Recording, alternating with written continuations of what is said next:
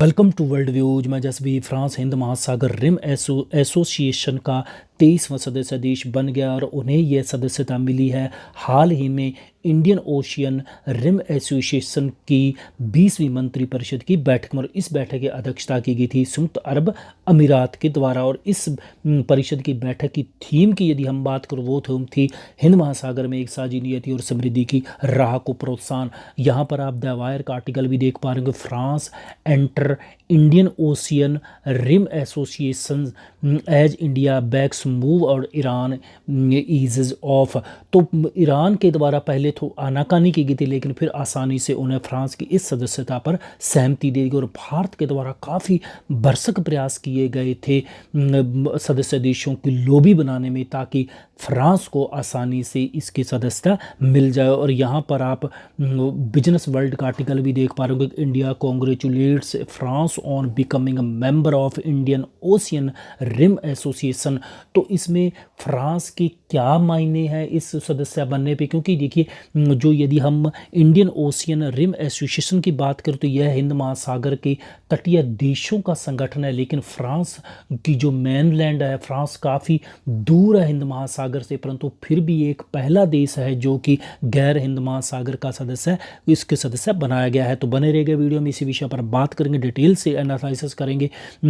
उससे पहले निवेदन है कि यदि चैनल को सब्सक्राइब नहीं किया तो चैनल को सब्सक्राइब कर लीजिए। अब हम बात कर लेते हैं सबसे पहले कि हिंद महासागर की यदि रिम एसोसिएशन की हम बात करें तो हिंद महासागर के तटीय देशों का यह एक अंतर सरकारी संगठन है। 7 मार्च 1997 को इसकी स्थापना होगी। तो इसकी स्थापना पर विचार किया गया था 1995 में, जब दक्षिण अफ्रीका के तत्कालीन राष्ट्रपति नेल्सन मंडेला भारत की यात्रा पर आए थे। और वर्तमान में इसके सदस्यों की सदस्य संख्या हो चुकी है 23, यानी कि फ्रांस सहित। यहाँ पर आप मैप के अंदर भी देख पा रहे होंगे कि भारत है, बांग्लादेश दक्षिण पूर्व में, थाईलैंड, मलेशिया, इंडोनेशिया, सिंगापुर है, फिर ऑस्ट्रेलिया है, दक्षिण साउथ एशिया में आ जाइए, श्रीलंका है, भारत और बांग्लादेश तो है नीचे, आप आ जाइए, सेशल्स है, कोमोरोस है, मेडागास्कर है, मॉरिशस है, अफ्रीका के पूर्वी तट पर आ जाइए, यानी कि हिंद महासागर के पश्चिमी तट पर बात कर सकते हैं कि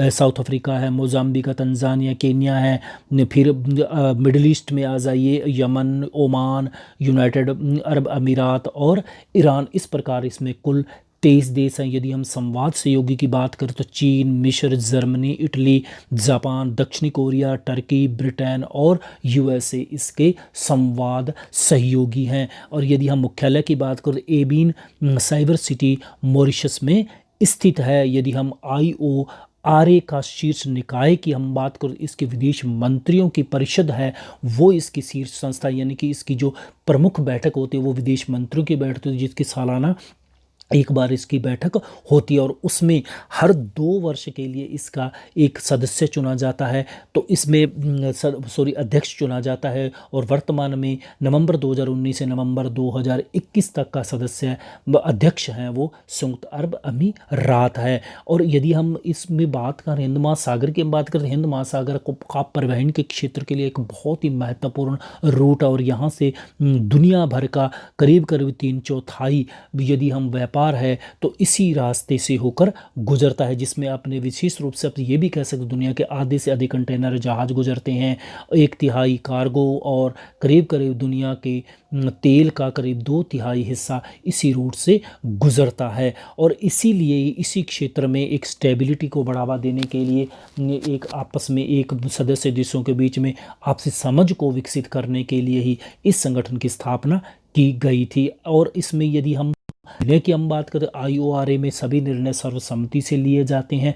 यदि किसी एक सदस्य देश के द्वारा आपत्ति की गई तो वो प्रक्रिया रुक जाती है, यानी कि वो फैसला नहीं हो पाता। जैसा कि इस बैठक की यदि हम बात करें तो रूस और सऊदी अरब को भी संवाद सहयोगी बनाने पर चर्चा हुई थी, पर ऑस्ट्रेलिया, दक्षिणी अफ्रीका और ईरान के विरोध के चलते यह संभव नहीं हो पाया था।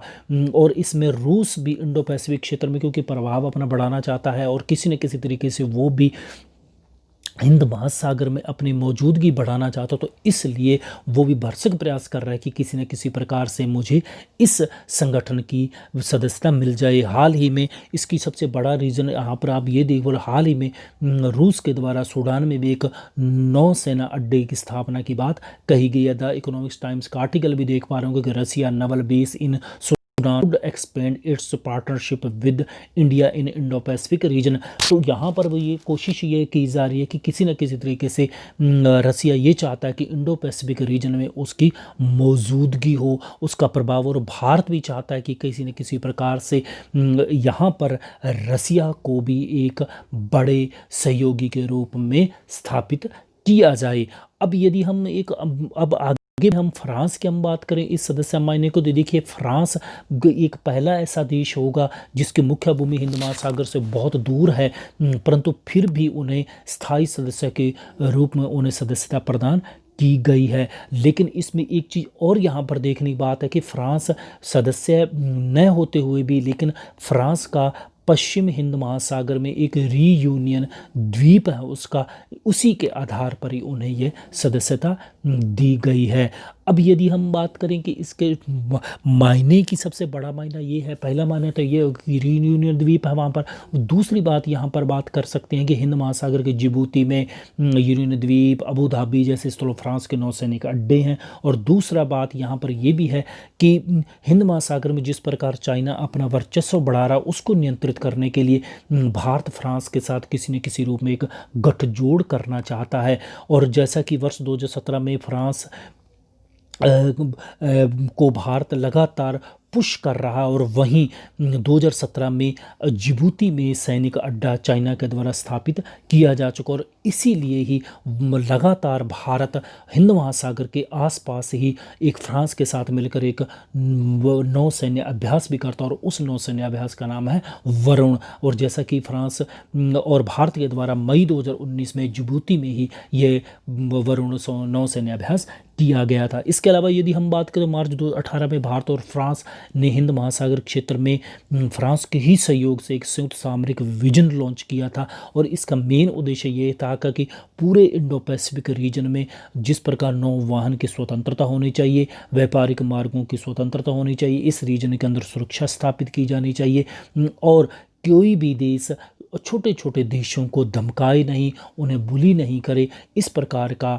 एक विजन का घोषणा की थी। और इस विजन के ऊपर संयुक्त रूप से कार्य करने के लिए भी एक प्रतिबद्धता व्यक्त की गई थी। तो ये था फ्रेंड्स हमारा आज का वीडियो। मेरा वीडियो पसंद और लाइक कीजिएगा, शेयर कीजिएगा, और चैनल सब्सक्राइब नहीं किया तो चैनल को सब्सक्राइब कर लीजिएगा। मिलता हूँ इसी प्रकार के और वीडियो के साथ। वीडियो सुनने के लिए आपका बहुत बहुत धन्यवाद।